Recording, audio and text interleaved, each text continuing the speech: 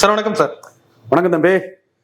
OPS தரப்புல இருந்தும் சில நிர்வாகிகள் வெளிவந்து தனி அணி அமைப்பு போவதாக செய்தி வந்திருக்கு.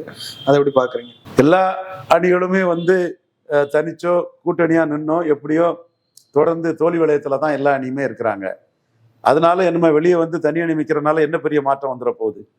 ஓபிஎஸ்க்கு ஒரு பெரிய லீடருங்கிற இமேஜ் இருக்குது. அமைப்பு ரீதியா வைத்திலிங்கம் இருந்தாரு என்றாலும் அவங்க அமைப்பு பணிகளை ஒரு ஒரு திருச்சியில ஒரு பெரிய மாநாடு போட்டுறாங்க. ஒன்றும் இல்லைன்னு சொல்ல முடியாது. அவர் கஷ்டப்பட்டு எடுத்து வந்தாரு. அதுவும் தோத்து போன கட்சியில் உள்ள பிளவுங்கிறது தான் அங்கே மேட்ரு. தோத்து போன கட்சியில் உள்ள பிளவுன்னு நம்ம இபிஎஸ் சொல்றது ஓபிஎஸ்க்குமே அது பொருந்தும். அதுதான் இப்ப வெற்றி பெற்ற ஒரு கட்சியில் உள்ள பிளவுன்னா எம்ஜிஆர் மாதிரி ஓபிஎஸ் எழுப்பி வந்திருப்பார். பார்வையே அந்த ஜெயித்த கட்சி மேலதான் மக்களுக்கு பார்வை இருக்கும். தோத்த கட்சியில பார்வை இருக்கும் போதுதான் திண்டுக்கல்ல மாறின்னு அண்ணன் செங்கோட்டையன் சொல்லும் போது நம்மளே சொன்னோம், என்னன்னே பொய்யா சொல்றீங்க. அன்னைக்கு திண்டுக்கல்ல மக்கள் திலகம் எம்ஜிஆர், முத்தமிழறிஞர் கலைஞர், நாவலர் நெடுஞ்செழியன், அதுல கட்சிக்குள்ள நம்பர் 1 கலைஞர், நம்பர் 2 பொதுச் செயலாளர் நெடுஞ்செழியன், நம்பர் 3 மக்கள் திலகம் எம்ஜிஆர் ஆர்டர்ல பொருளாளர். உண்மையில நம்பர் 1 கருவேட்பிள்ளர் மக்கள் திலகம் எம்ஜிஆர், நம்பர் 2 கலைஞர், நாவலர் கருவேட்பிள்ளரே இல்லை, விட்டுறலாம் அவரை. மற்றவங்களை நம்பி கொஞ்சம் கூட்டம் வரும், லீடரா பார்த்து கூட்டம் வராது. அப்போ திமுகவில் ஈக்குவல் லீடரா 1 and 2 சிபிஎல் சங்கனால கலைஞர் 1ன்னா மக்கள் திலகம் எம்ஜிஆர் 2ன்னு இருந்தாரு.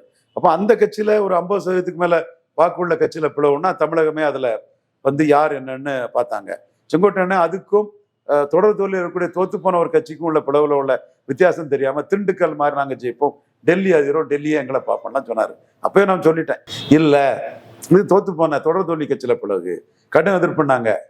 அதெல்லாம் ஒன்றும் இடைத்தேர்தல பிரதிபலிக்காதுன்னு. அப்போ நீங்க நம்ம தோத்துருக்கோம், தோக்கும் போது பொறுப்பா இருக்கணுங்கிற எண்ண ஓட்டம் எடப்பாடி பழனிசாமிக்கு இல்லை.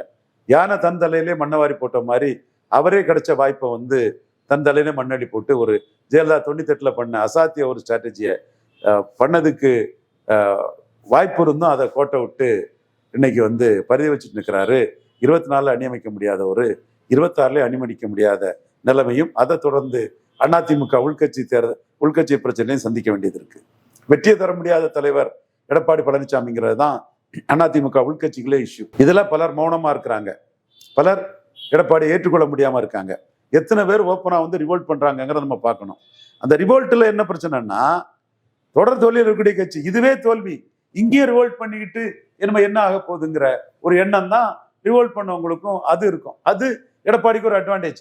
ஆனா எடப்பாடி தலைமையில ஜெயிக்க முடியாதுங்கிறது டிஸ்அட்வான்டேஜ். இதை எப்படி ப்ரெஷர் போட்டு பூனைக்கு யார் மடி கட்டுறதுன்னு எடப்பாடியை யார் வலிக்கு கொண்டு வர போறாங்கன்னு தெரியல. தளவாய் சுந்தரமா, தங்கமணியா, வேலுமணியா, யாரு பூனைக்கு மணி கட்டுறாருங்கிற மாதிரி எடப்பாடி பழனிசாமியை வழி கொண்டு போறாருன்னு தெரியல. இதுதான் பொசிஷன். மீண்டும் நான் யாரையும் அண்டர் எஸ்டிமேட் பண்ண மாட்டேன். அவரும் 7.5 அரசு பள்ளி மாணவர் கொடுத்தவர், பாதுகாக்கப்பட்ட வேளாண் மண்டலமா டெல்டாவை அறிவிச்சவர், குடிமராமத்து பணிகள் பண்ணவர், எய்தர் எடப்பாடியார் எலெக்ஷன் நம்ம சொன்னோம், கவுண்டர் பண்ணுவாருன்னு சொன்னோம். அந்த மாதிரி 5 வருஷம் ஒரு ஆட்சியை கொடுத்தவர். அந்த இடஒதுக்கீட்டுல அந்த எளிய சமூகங்களுக்கு அநீதி இழைச்சார். எடப்பாடியில பாமக ஆதரவில் ஜெயிக்கிறதுக்காக எளிய சமூகங்களுக்கு அநீதி இழைச்சார். அதுதான் அவர் அன்னைக்கு பாடாப்படுத்துது. அன்புமணியும் என்ன புரோக்கர்னு சொல்லிக்கிட்டு அந்த எளிய சமூகங்கள் 10-12% இருக்கக்கூடிய மன்னார், நாவிதர், குயவர், போயர், ஒட்டர், வீட்டு கவுண்டர், ஊராளி கவுண்டர், தொட்டிய நாயக்கர், மருத்துவர், மங்களா, முக்குவர், பரதவர், பரதராஜகுலம், மீனவர், கோவை செட்டியார், ஜங்கம், குறும்ப கவுண்டர், இன்னும் நிறைய சமூகங்கள்லாம் ஒரு எம்பிசிலே 12% வரை அந்த அம்பாசங்கர் கமிஷனுக்குள்ளே ஒவ்வொரு சமூகம் 1/2%, 3/4%, ஆண்டி பண்டாரன்னு ஒரு சமூகம், இவங்க எல்லாமே எம்பிசிக்குள்ள இருந்து ஒரு பெரிய ஒரு எண்ணிக்கை வராங்க. அதை ஒண்ணுமே இல்லைன்னு சொல்லிட்டு அவங்களுக்கு எம்பிபிஎஸ் இடங்கள் கிடைக்கலங்கிற அந்த உண்மையை வர மறைச்சிக்கிட்டு கண்ணெதிர உங்கள்கிட்ட டேட்டா இருக்க, இந்த சமூகங்களுக்கு பாப்புலேஷனும் உங்கள்கிட்ட இருக்குது, இந்த சமூகங்கள் எவ்வளவு மோசமான நிலைமையில கல்வி வேலை வாய்ப்புல இருக்கிறாங்க, எம்பிபிஎஸ் இடங்கள்லாம் இந்த சமூகங்களுக்கு எட்டாக்கனி கிட்டாத தூரத்துல இருக்குங்கிறதெல்லாம் உங்களுக்கு தெரியுத. பெரியார் மண்ணுன்னு சொல்லி தந்தை பெரியாருக்கு பாரதத்தை கேட்கக்கூடியவங்க கூடி கும்மாளம் அடிச்சு இந்த சமூகங்களுக்கு துரோகம் பண்ணீங்களே. அதுல தான் நம்மளும் அந்த எதிர்ப்பு அரசியலை இவங்களுக்கு எதிராக பண்ண ஆரம்பிச்சோம். அது இன்னைக்கும் தொடருது. நாம ஆதரிக்கிறத வரை அவங்களுக்கு நல்லா தான் இருந்தது. சத்திரியன் குருமூர்த்தி சசிகலாவுக்கு ஆளுன்னு இவங்கிற களத்தை தூக்கி சிபிஎல் போஸ்ட்னா தூக்கி போட முயற்சி பண்ணும்போது நம்ம நாடார் டீம் தான் காப்பாற்றணும். எப்படி காப்பாற்றணும்னா, ஏற்கனவே நம்ம குர்மியையும் யாதவையும் நிதிஷ்குமாரையும் லாலு யாதவையும் எதிர்த்துக்கிட்டு பீகார்ல சட்டமன்ற தேர்தலில் தோல்வியை சந்திச்ச மாதிரி இங்க முக்குலத்தோர சசிகலா அம்மையார பதவியேற்பு விழாவுக்கு கவர்னர் வராம அவங்கள எதிர்த்தாச்சு. இனிமே தேசிய எண்ணம் கொண்ட சமூகமான நேஷனல் மைண்டட் காஸ்ட் கொங்கு வேளாளரையும் எதிர்காண்டாங்கிறத நம்ம சொல்லி இவரை ப்ரொடெக்ட் பண்ணதுல நம்ம டீமுக்கு பெரும் பங்கு. அப்ப நம்ம எப்படி ப்ரொடெக்ட் பண்ணோம்னா, இவர் ஸ்ட்ரெங்தன் ஆகலைன்னா மளமள பண்ணி சசிகலா பின்னாடி போயிருவாங்க. காலில் உள்ளதை நான் குறை சொல்லலை. ஒயிலின் ரோம் பி ரோமன் அதிமுக அரசியல் அதுதான். அவர் அங்கே போய் சேர்ந்துருவாங்க. அப்போ நம்ம இவரை மந்திரி பதவி நிலைக்க வச்சு ஸ்ட்ரெங்தன் பண்ணாதான் சசிகலா மீண்டும் எமர்ஜி ஆகிறது வந்து தடுக்க முடியுங்கிற அந்த புள்ளிக்குள்ளதான் இவரை நம்ம அன்னைக்கு காப்பாற்றணும். அது சத்திரன் குருமூர்த்தி போன்றவர்களே தூக்கி போட நிற்கும் போது நம்ம நாலேஜ் ஒரு காப்பாற்றணும். இது குணாவே சொல்லுவார், ஸ்வீப்பிங் ரெஃபரன்ஸா ஒரு காஸ்ட்டை நேஷனல் மைண்டட் காஸ்ட்னு சொல்றீங்களா பாரு. ஆமாங்க, அது நேஷனல் மைண்டட் காஸ்ட் தான். அதனால எடப்பாடி அந்த ஜாதியில பிறந்தவருங்கிறதுக்காக பாஜக அவரை காப்பாற்றி தான் ஆகணும். அல்லது சசிகலா நடராஜன் இவங்க வந்து பல பிரிவினைவாதம் பாஜக எதிர்ப்பு அரசியல்லாம் பண்ணக்கூடியவங்க, அவங்க கையில அதிமுக போயிடும். அதை தடுக்கணும்னா இதுதான் மருந்து, வேற வழி இல்லைங்கிறத நம்ம அன்னைக்கு சொல்லி நம்ம டீம் தான் அதை வந்து எடப்பாடிக்கு வந்து அதை காப்பாற்றி கொடுத்தோம். அப்போ இடஒதுக்கீட்டில் அவர் பண்ண துரோகங்கள் வந்து ரொம்ப பெருசு. ஒரு தொகுதியில் ஜெயிக்கிறதுக்காக எளிய மக்களை இந்த மாதிரி சி.வி. சண்முகம், எடப்பாடி பழனிசாமி, அன்புமணி எல்லாம் சேர்ந்து செய்திருக்கக்கூடாது. அது பெரிய பஞ்சமா பாதகங்களில் ஒன்றுன்னு தான் நான் பார்க்குறேன். எடப்பாடி இவர் சி.வி. சண்முகம் வழக்கு போடட்டான், நாம வர்றோம். அல்லது ஒரு தொலைக்காட்சியில் கூட, ஜெயா தொலைக்காட்சியில் கூட இருந்து பேசுவோம். இந்த சமூகங்களுக்கு எண்ணிக்கை என்ன, எவ்வளோ எம்பிபிஎஸ் சீட் வந்திருக்காங்க, நீங்க அம்பாஸ் சங்கர் கமிஷனை மையமாக வச்சு தானே பண்றீங்க, அதுல நீங்க ஃபேவர் பண்ணக்கூடிய உங்களுக்கு எண்ணிக்கை என்ன, எவ்வளோ எம்பிபிஎஸ் சீட் வந்திருக்காங்கிறத நம்ம தாராளமா பேசி பார்த்துடலாம். நியூஸ் சேல கூட நான் உட்காரதுக்கு தயாராக தான் இருக்கேன். நம்ம கருத்தியல்ல கருத்தா சந்திக்கிறதுக்கு தயாரா இருக்கோம். நம்ம கிட்ட ஆதாரங்கள் தெளிவா இருக்குது. அநீதி இந்த சமூகங்களுக்கு இணைக்கப்பட்ட வரலாறு நம்மகிட்ட இருக்குது.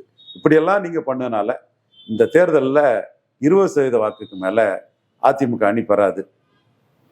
காரணம், கொஞ்சம் வாக்கு வர்றதுக்கு காரணம் விஜயகாந்த் பிரேமலதா அம்மையார் பிரச்சாரமும், விஜயகாந்த் தேமுதிக கூட்டணி எளிய மக்கள் மத்தியில் உள்ள ஒரு சிம்பதியும் அவருக்கு ஒரு பிளஸ்ஸா இருக்குது நான் பார்க்குறேன்.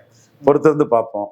அணி அமைச்சிட மாட்டார் 26லங்கிறத நான் அறுதிட்டு உறுதியா ஆணித்தரமா என் கருத்தை சொல்றேன். எடப்பாடி பழனிசாமி மேல அந்த தலைமைக்கான ஒரு அக்செப்டன்ஸ் வரலையா சார்? எம்ஜிஆர் போல, ஜெயலலிதா போல இல்லைங்க, ஒரு ஈர்ப்பு சக்தி இல்லை. நீங்க பாருங்க, கவுண்டம்பாளையத்திலே 200 ரூபா கொடுத்து ஆளை கூட்ட வர வேண்டியது இருக்குன்னு, திருவள்ளூர்ல 500 ரூபா கொடுத்து ஆளை ஈர்ப்பு சக்தி இல்லாம எத்தனை நாளா தலைமை பொறுப்புல இருக்காரு? தலைமை பொறுப்புல சசிகலாட்ட இருந்து அப்படி மாறி வந்துட்டு சசிகலா இவரை வச்சுட்டாங்க. அதிமுகவில் மாத்தினா பவர் போயிடும், பவர் நிலைக்கணும் என்பவர்களுக்கு அன்னைக்குள்ள சூழ்நிலையில இவரை வச்சு ஸ்ட்ரென்தன் பண்ணி தான் சசிகலா அம்மையாரை வீழ்த்த முடியும். நம்ம அது வெளிப்படையாக தான் அது அன்னைக்கு இருந்தது.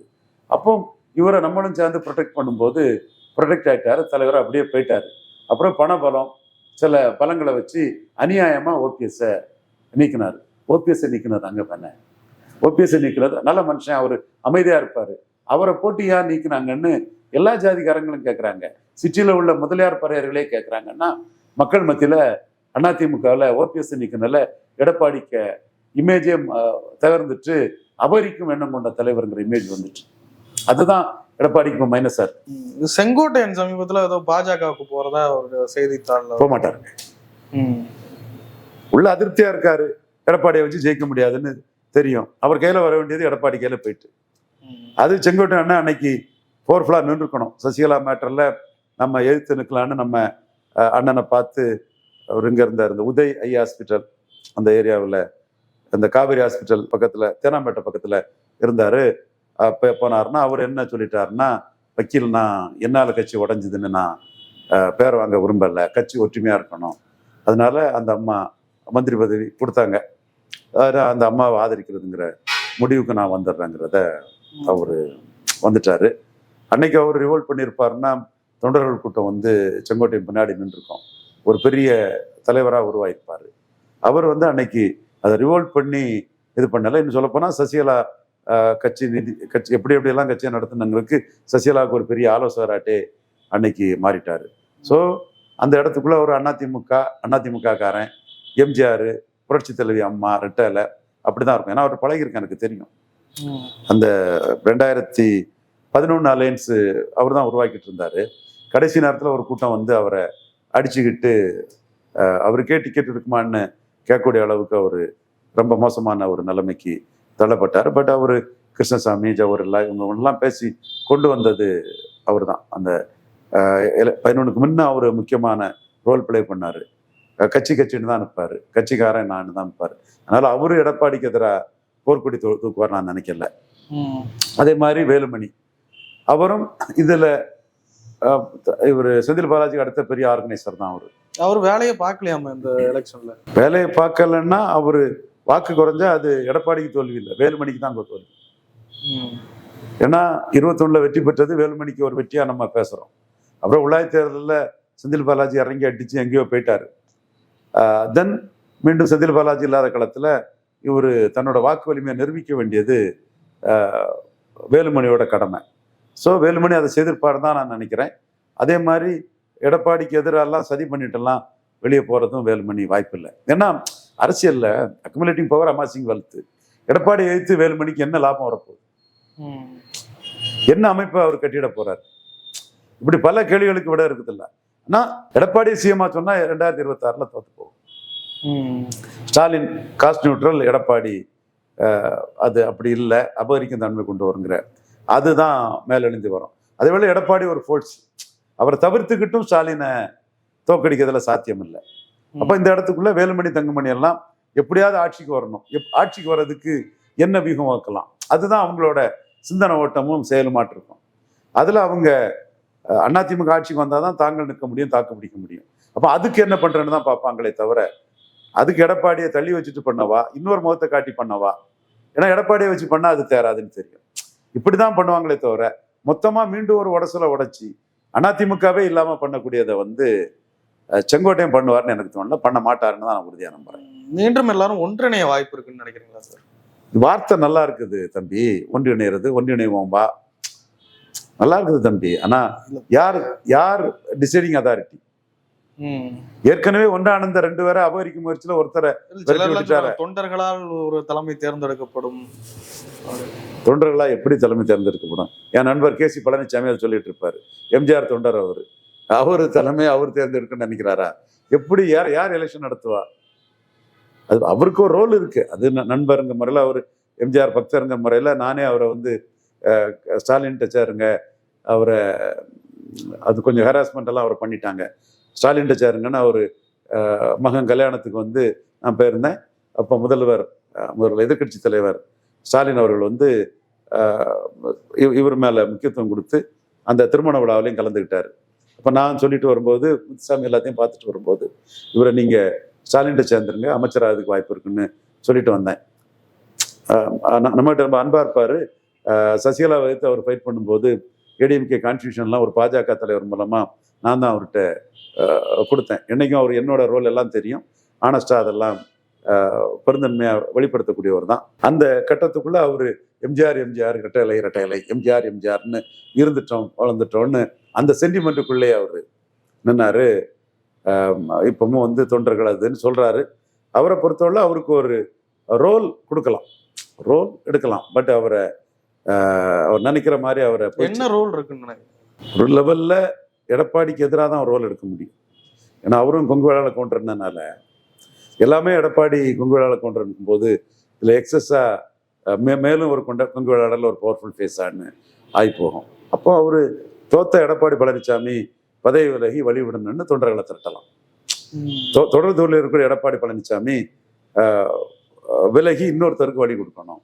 எடப்பாடி பழனிசாமியை சிஎம் கேண்டிடேட்டா சொன்னா அது வெற்றி வாய்ப்பு குறைவு, அதனால வெற்றி வாய்ப்புள்ள ஒருத்தரை சிஎம் கேண்டிடேட்டா சொல்லணும். இந்த மாதிரி ஏதாவது ஒரு முன்னெடுப்பை செய்யலாம். நம்ம சொல்றதே எடப்பாடி கிட்ட அவருக்கு வெயிட்டேஜை கூட்டம். நிச்சயமா சார், நிறைய விஷயங்களை பகிர்ந்து. நன்றி.